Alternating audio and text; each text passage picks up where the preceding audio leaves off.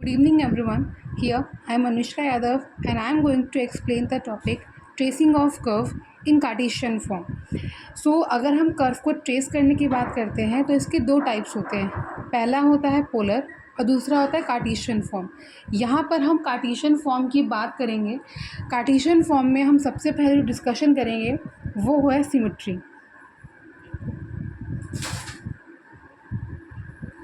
अगर हम सिमेट्री की डेफिनेशन की बात करें तो ये अलग अलग एक्सपेक्ट में अलग अलग होती है.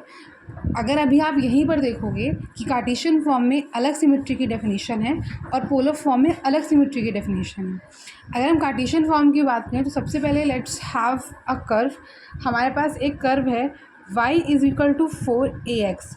अब आप कैसे पहचानोगे कि ये सिमेट्री किसके अलॉन्ग है, कि सिमेट्री x के अलॉन्ग है कि y के अलॉन्ग है, किसी कर्व के अलॉन्ग है. So first of all you have to look at the even power. You can see y has a even power. So अगर हमारे पास इवन पावर y की है तो हमारा कर्व x एक्सिस के अलॉन्ग सिमेट्रिक होगा. If we draw the diagram for this curve it will look like this. It's our x axis and it's our y axis. और हमारा जो एक कर्व है वो इसके अलॉन्ग सिमेट्रिक होगा. दूसरी बात, हमारा दूसरा कर्व आता है x = 4ay. आप यहाँ पर देख सकते हैं कि यहाँ पर इवन पावर x की है. अगर यहाँ पर इवन पावर x की है तो हमारा कर्व y के अलॉन्ग सिमेट्रिक होगा. So if we draw the curve for this it will look like this. ये हमारा x एक्सिस है, ये हमारा y एक्सिस है और हमारा कर्व y एक्सिस के अलॉन्ग बनेगा. So our curve will look like this only. So उसके बाद हम एक क्वेश्चन ये हो गया, but what if there is a equation like circle? What if we do have a equation of circle? So अगर हमारे पास एक सर्कल की इक्वेशन है, इसका मतलब x² + y² = a². सो यहाँ पर आप देख सकते हैं कि इवन पावर तो x के पास भी है और इवन पावर तो y के पास भी है. So what does that mean? It means that the circle will be symmetric for both and x and y axis. जैसे आप यहाँ पे देखोगे, सो अगर हमारे पास इवन पावर x की है, तो सर्कल y के अलॉन्ग सिमेट्रिक बनेगा. और अगर हमारे पास इवन पावर y की है तो सर्कल x के अलॉन्ग सिमेट्रिक बनेगा. इसीलिए हमारा जो कर्व है वो सर्कल होता है. Why? Because we do have symmetric for both at x and y. So इसीलिए हमारा जो कर्व है वो दोनों ही एक्सिस के अलॉन्ग बनता है. अब जो हमें दूसरी चीज़ यहाँ पे चेक करनी है, the very first thing is symmetry. Symmetry check कर लिया हमने, सिमेट्री का एक पॉइंट हमारा क्लियर हो गया. दूसरी चीज़ जो हमें यहाँ पे क्लियर करनी है वो है हमारी origin. Now what does that mean? इसका मतलब ये है कि if you want to check whether a curve passes through origin और नॉट, तो अगर आप उसे 0 से इक्वेट कर दोगे तो वो ओरिजिन से पास करेगा. यानी कि तो अगर कोई कर्व ओरिजिन से पास करेगा तो अगर आप उसमें x और y की जगह 0 पुट करेंगे तो वो 0 हो जाएगा. अगर आप इस कर्व पे ध्यान देंगे तो अगर आप यहाँ पर x या फिर y की जगह पे 0 पुट करेंगे तो your whole curve will be 0. But what if you put here, अगर आप यहाँ पे x की जगह पे 0 पुट करेंगे तो if you are putting 0 on the place of x, so what if we put 0, अगर आप 0 पुट करेंगे तो ये आएगा y² = a². यानी कि y की वैल्यू आ रही है +- a. यानी यहाँ पे आ रहा है a, 0, a और यहाँ पर आएगा 0, -a. यानी कि 0 पुट करने पर 0 तो नहीं आया. और अगर आप यहाँ पर y की जगह पे 0 पुट करेंगे तो in the same manner x की दो वैल्यूज़ आएंगी. एक आएगी -a, 0 और एक आएगी -a, 0. इसका मतलब 0 पुट करने पे 0 वैल्यू नहीं आ रही. इट ट्रूली मीन्स दैट कि हमारा ये कर्व ओरिजिन से पास नहीं कर रहा. और ये हमें साफ साफ दिख रहा है कि हमारा कर्व ओरिजिन से पास नहीं कर रहा है. But on contrast are this curve and this curve also it is passing through origin and we have confirmed it while putting the value of x and y 0. So दूसरी चीज़ जो हमें check करनी है वो यहाँ पे ये है कि now we have to check here tangent at origin. So वही टैंजेंट ओरिजिन से पास करेगा जो कर्व ओरिजिन से पास करेगा. अगर हम यहाँ पे बात करें, if we talk about here also, so ये वाला कर्व हमारा ओरिजिन से पास करे तो इसका tangent of curve tangent at origin exist करेगा. इसका भी टेंजेंट एट ओरिजिन एग्जिस्ट करेगा, पर इसका टेंजेंट एट ओरिजिन एग्जिस्ट नहीं करेगा। वाई? बिकॉज ये वाला हमारा कर्व ओरिजिन से पास नहीं हुआ है। So now next we have to discuss इस इंटरसेक्शन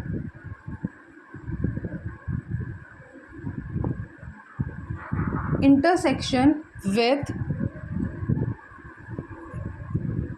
coordinate axis। अब यहाँ पे आपको क्या चेक करना है? आपको यहाँ पे चेक करना है कि हमारा कर्व जो है वो कौन सी एक्सिस पर कहाँ कहाँ टच हो रहा है। If you want to check that, so उसके लिए अगर आपको ये चेक करना है कि हमारा कर्व वाई एक्सिस पे कहाँ टच हो रहा है, तो आप उसके लिए x को 0 पुट कर दीजिए। और अगर आपको ये चेक करना है कि हमारा कर्व x एक्सिस पे कहाँ टच हो रहा है, तो उसके लिए आप y को 0 पुट कर दीजिए। As we have done here, हमने जैसे यहाँ पे किया, हमें चेक करना था कि हमारा ये जो कर्व है वो x एक्सिस को कहाँ पे टच कर रहा है, तो हमने y को 0 पुट कर दिया। In the same manner we wanted to check where does our curve cut the y axis, so we put the x as 0, so we can do vice versa as well. Now the very second last thing we have to find is asymptote। सो एसिम्पटोट्स क्या होते हैं? अगर आप सबसे highest coefficient को equate कर दें और वो कोफिशिएंट ईदर इनफाइनाइट आ जाए तो हमारा एसिम्पटोट एग्जिस्ट करता है, और अगर वो इमेजिनरी आ जाए या ऐसा कोई नंबर आ जाए जो एग्जिस्ट नहीं करता है तो हमारा एसिम्पटोट एग्जिस्ट नहीं करेगा। इसको हम डेफिनेटली एग्जांपल के साथ और थोड़ा सा ब्रीफ और डिटेल में समझेंगे, but as if for now definition इसकी इतनी है कि अगर वो चीज़ पैरेलल उसकी वैल्यू आ रही है हाईएस्ट पावर के कोफिशिएंट को इक्वेट करने पे, सो एसिम्पटोट एग्जिस्ट करेगा, अदरवाइज एग्जिस्ट नहीं करेगा। सो उसके बाद जो हमें डिस्कस करना है वो डिस्कस करना है यहाँ पे, it is the last thing that we are going to discuss. इसको हम एग्जांपल के साथ भी समझेंगे। सो हमें डिस्कशन एक करना है region of existence. Region of existence. If we look here again in the diagram, अगर हम इस डायग्राम को देखेंगे, सो यहाँ पर इसका रीजन ये वाला है, बट व्हाट इफ़ इसका रीजन चेंज हो जाए? क्या ऐसा हो सकता है कि डायग्राम यहाँ से शिफ्ट करके यहाँ पे आ जाए? So here we will discuss about the region, कि हमारा जो ये डायग्राम है उसका रीजन क्या है। So as we have discussed all the things, चलिए इसको एक एग्जाम्पल के साथ डिटेल में समझते हैं, and let's have a clearance for this। Okay, so now we will discuss an example। हमारे पास एग्जाम्पल है x y square is equal to 4a³ 2a minus x। आप यहाँ पर देख सकते हो हमारे पास ये क्वेश्चन है। सो सबसे पहले the basic thing we will check here is the symmetry. As I told in the introduction of the video कि आप सबसे पहले इसकी इवन पावर चेक करेंगे। So you can see in the whole equation the even power is of y। So y की even power का मतलब ये है कि हमारा जो कर्व वो x एक्सिस के अलॉन्ग होगा। उसके बाद जो दूसरी चीज़ हम चेक करेंगे वो है ओरिजिन। सो ओरिजिन से हमारा कर्व पास कर रहा है या पास नहीं कर रहा है, इसके लिए व्हाट आई टोल्ड, इसके लिए हम क्या करेंगे, x और y की जगह पे 0 पुट कर देंगे। अगर आप x और y की प्लेस पे 0 पुट कर दोगे और हमारी इक्वेशन 0 आ जाती है तो इसका मतलब वो ओरिजिन से पास कर रहा है, और अगर 0 नहीं आती तो वो ओरिजिन से पास नहीं कर रहा है। जब आप यहाँ पर इस और इस प्लेस पर 0 पुट करेंगे तो हमारी वैल्यू आ रही है 8a³। इसका मतलब ये है कि जो हमारा कर्व है वो 0 से ओरिजिन से पास नहीं कर रहा है। उसके बाद जो हम थर्ड चीज़ we do check is that tangent at origin.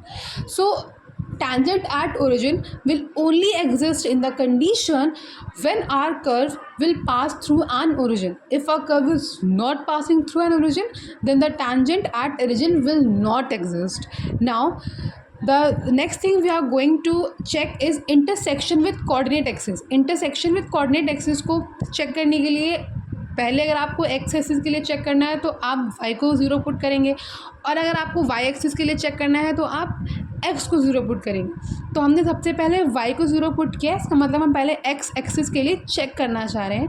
So when we put this y 0, अगर आपने इसको 0 पुट किया तो ये वाली वैल्यू पूरी 0 हो जाएगी, बचेगी ये वाली वैल्यू।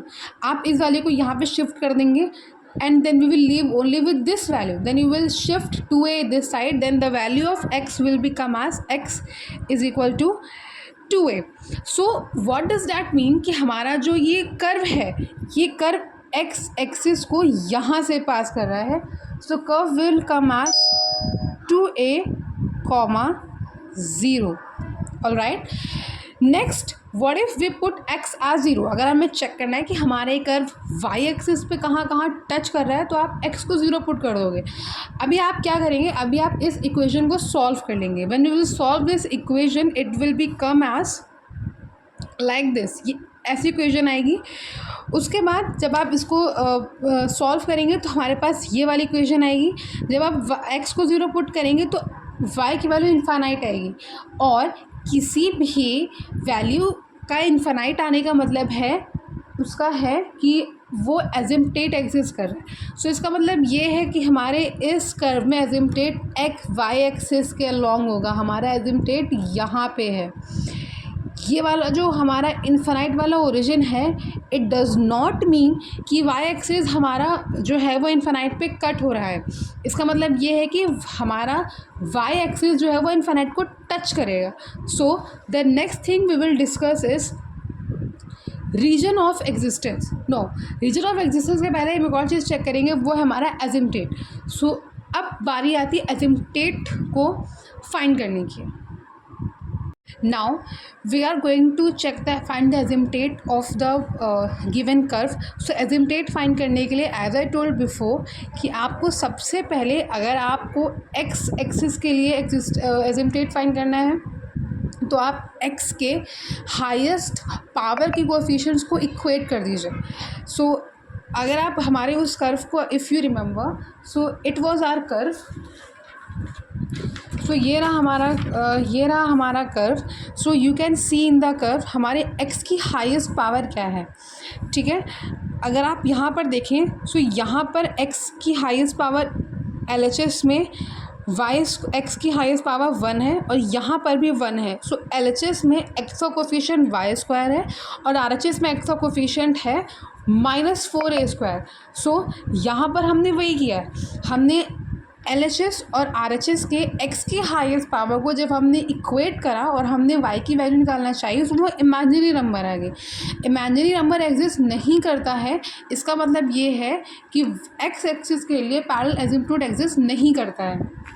उसके बाद अब it's time to find the asymptote for y axis. तो in the same manner y axis के एसिम्पटोट को फाइंड करने के लिए आपको y² के हाईएस्ट पावर के कोफिशिएंट को इक्वेट करना पड़ेगा। सो अगर आप यहाँ पे देखें तो यहाँ पर y² का हाईएस्ट जो पावर है वो 2 है। सो RHS में तो उसका कोफिशिएंट 0 है, पर LHS में उसका कोफिशिएंट x है। So that is why we have equated here. हमने जब x को 0 से इक्वेट करा, इसका मतलब ये है कि जो हमारा एसिम्पटोट है वो अलोंग y एक्सिस एग्जिस्ट कर रहा है। सो हमारा एसिम्पटोट इस लाइन के अलोंग एग्जिस्ट करेगा। उसके बाद अगर हमें रीजन ऑफ एग्जिस्टेंस फाइंड करना है, रीजन ऑफ एग्जिस्टेंस के लिए हम इस इक्वेशन को जब y² is equal to 4a² bracket में 2a - x, जब हम इस इक्वेशन को y के टर्म्स में लिखेंगे तो ये कुछ ऐसी दिखाई देगी। उसके बाद जब आप x को 0 - a पुट करेंगे तो हमारा y मैच नहीं आएगा। जब आप x को -a पुट करोगे तो हमारा डिनोमिनेटर नेगेटिव हो जाएगा, और डिनोमिनेटर नेगेटिव हो जाएगा तो root will be negative as. तो हमारा y नेगेटिव होने का मतलब इमेजिनरी आ जाएगा। जब आप x को 0 पुट करेंगे तो d 0 हो जाएगा, तो y इन्फिनाइट हो जाएगा। जब आप x को 2a पुट करेंगे, सो जब उसके बाद ही हमारा y 0 हो जाएगा। जब आप x को 3a पुट करेंगे तो y इमेजिनरी हो जाएगा। तो रीजन ऑफ एग्जिस्टेंस हमारा सिर्फ ये निकल कर आएगा। So with all through the information अगर हम एक कर्व फॉर्म करें तो कुछ ऐसा दिखाई देगा। हमारा x एक्सिस का कोऑर्डिनेट ये रहा, y एक्सिस का एसिम्पटोट y एक्सिस के पैरेलल था और वो इन्फिनाइट पे टच कर रहा था। So it will be go here and here. तो हमारा जो रीजन ऑफ आप कह सकते हैं एग्जिस्टेंस है वो सिर्फ इतना है. So it was all about the Cartesian. Now we will discuss about the polar tracing of curve.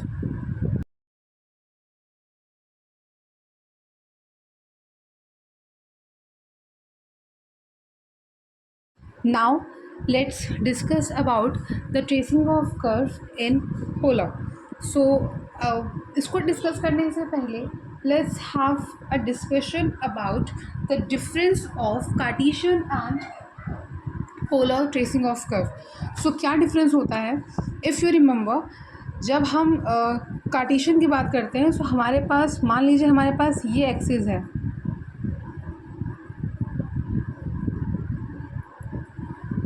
ये हमारी एक्स एक्सिस है और ये हमारी वाई एक्सिस है. तो जब हम इसकी बात करते हैं तो इफ़ यू रिमेंबर, सो मान लीजिए हमारे पास यहाँ पर एक पॉइंट है x, y पॉइंट. तो हम कहते हैं यहाँ से इसकी डिस्टेंस x है और यहाँ से इसकी डिस्टेंस y है.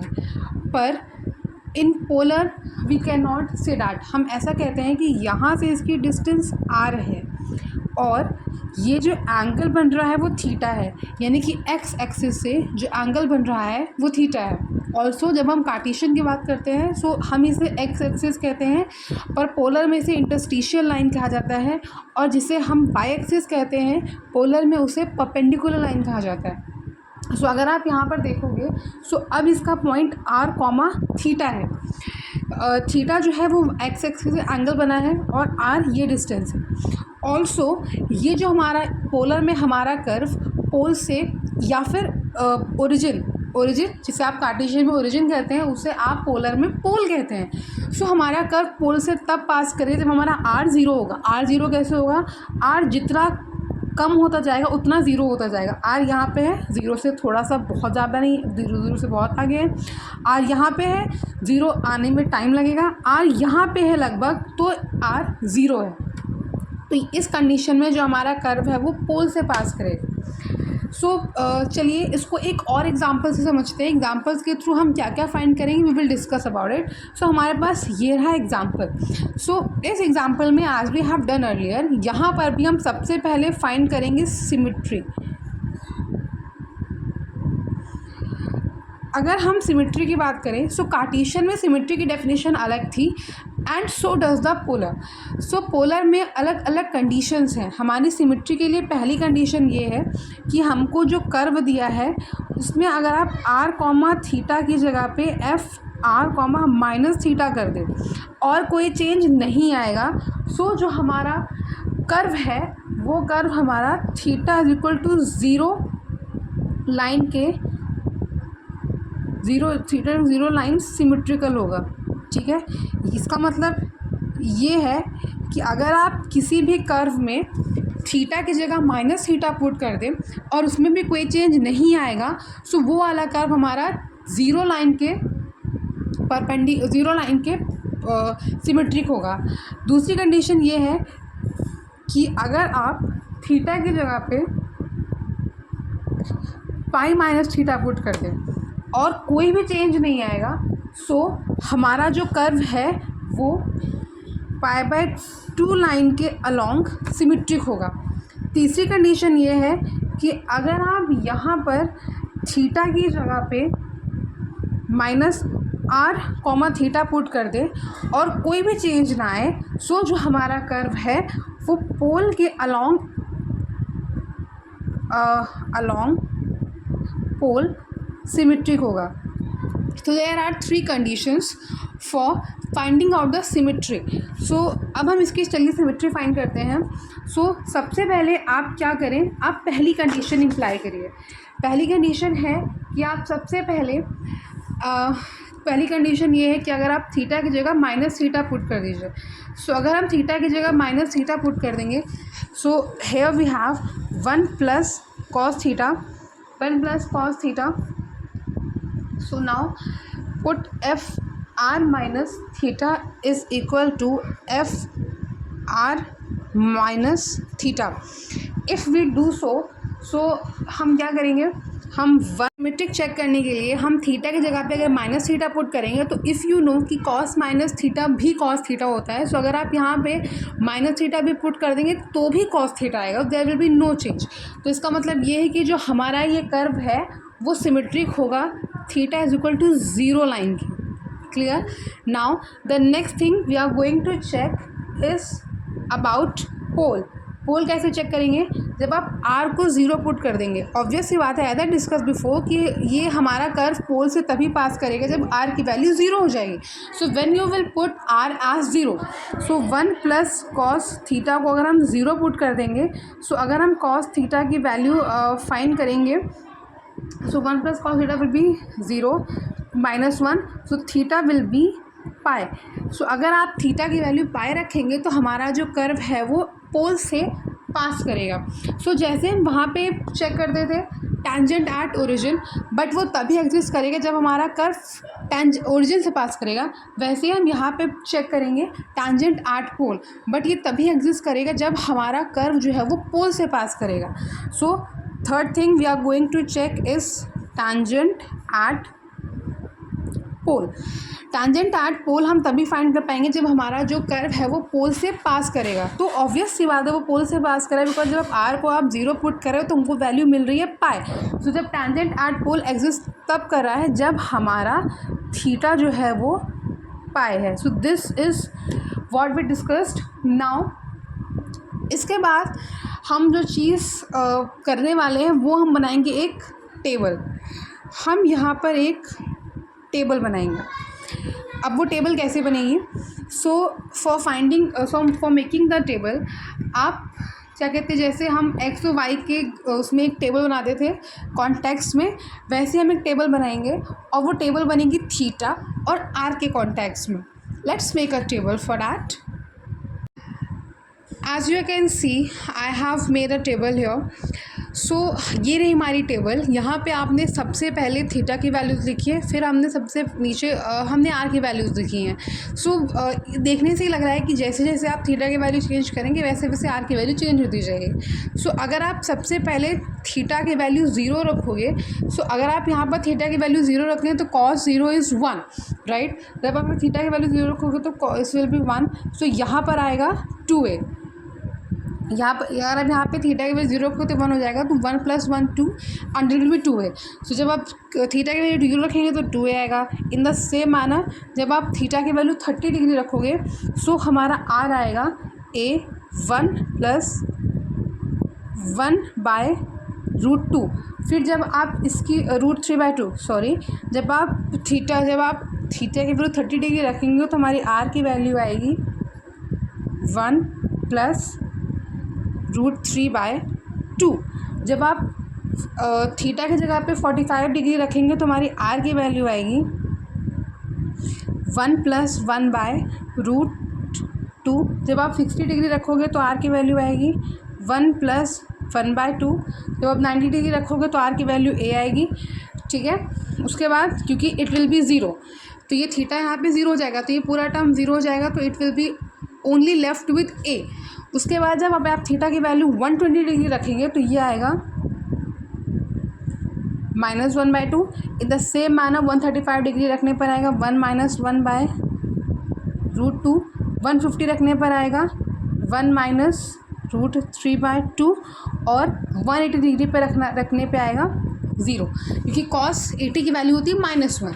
सो हियर अगर आप देखोगे तो +1 and -1 the whole term will be 0, इसीलिए जो यहाँ पर r की वैल्यू आएगी वो आएगी 0। अगर यहाँ पे एजिम्पटेट की बात करें तो यहाँ पे एजिम्पटेट एग्जिस्ट नहीं करता है। So next we will talk about tangent at other point. अगर आपको tangent at other point check करना है तो हमें इस इक्वेशन को सॉल्व करना पड़ेगा। So if we will check here, so यहाँ पर हम अगर tan 5 फाइंड करना चाहते हैं तो हमारी r की वैल्यू थी 1 प्लस cos थीटा और dr/d थीटा, यानी कि हमें इस r वाले टर्म को थीटा के टर्म्स में डिफ्रेंशिएट करना पड़ेगा, तो ये आएगा -a sin theta. So now what we will do, we will put theta is equal to 0 degree. जब आप थीटा को 0 पुट करेंगे तो यहाँ पर जो हमारा tan 5 है वो इन्फिनाइट आएगा। tan phi के इन्फिनाइट आने का मतलब है कि phi की वैल्यू आएगी π/2, दैट इज़ 90 डिग्री। उसके बाद दूसरी कंडीशन ये है कि अगर आप थीटा को पाई पुट कर दें तो tan phi आएगा 0। इसका मतलब ये है कि phi की वैल्यू आएगी 0 डिग्री। ऑलराइट, सो अब चलिए हम एक लास्ट कंडीशन अप्रूव करते हैं, which is we have to make the curve. अब हम इसका कर्व फॉर्म करते हैं। सो अगर हम इसका कर्व फॉर्म करेंगे तो सबसे पहले हम सेंटर में एक एक्सिस बना लेते हैं।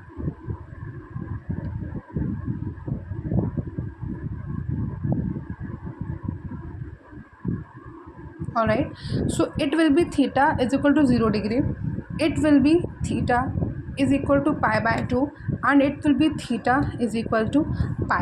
So if you remember this table, अब हम इस टेबल की कॉन्टेक्स्ट में ही जो है वो सारी मार्किंग्स करेंगे। जब थीटा 0 है तो 2a है, जब थीटा 30 है तो इतनी वैल्यू है, 45 है तो इतनी वैल्यू। सो इसके कॉन्टेक्स्ट में लेट्स पॉइंट दिस आउट।